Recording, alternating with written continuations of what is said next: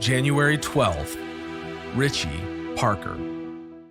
Are you facing a challenge? Embrace it and count on God.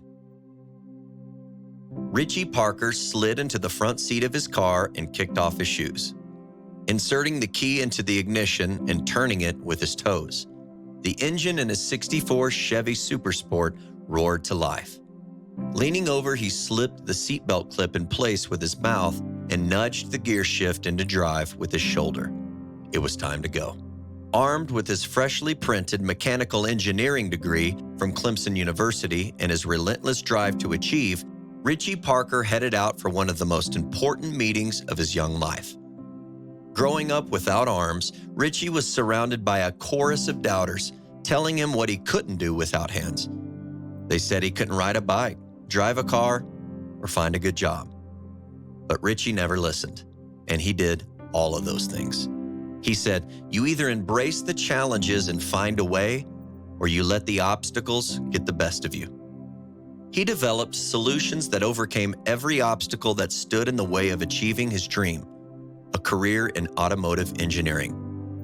Pulling out of the driveway, Richie's ever-present smile was a little bit bigger that morning as his calloused feet artfully used the special steering wheel on the floorboard, a steering wheel he had designed. This was going to be his day.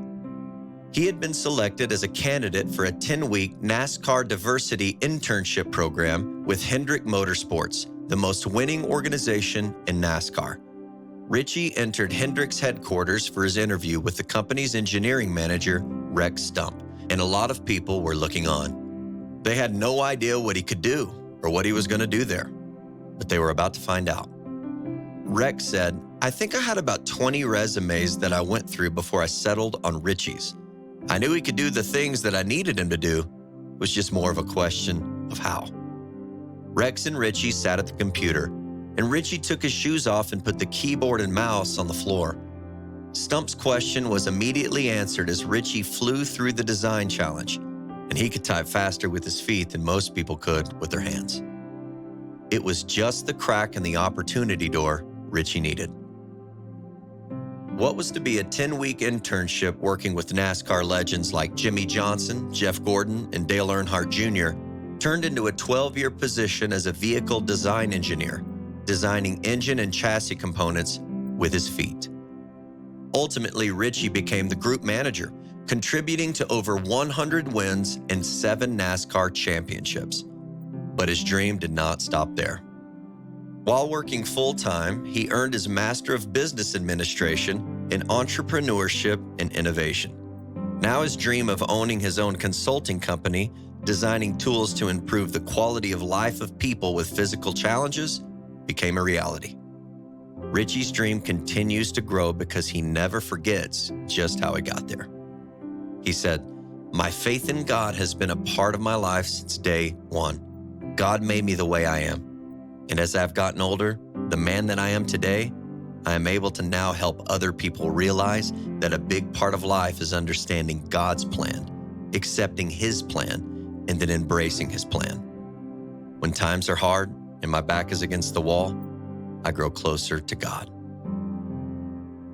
Job 32:8 says, "But there is a vital force, a spirit of intelligence in man, and the breath of the Almighty gives men understanding."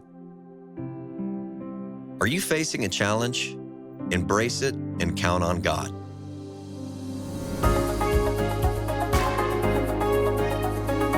Hi, my name is Brad Hawkins, CEO of a cybersecurity company called SaferNet, and I just finished an amazing story by 365 Christian Men about a young man named Richie Parker, and he was an amazing man.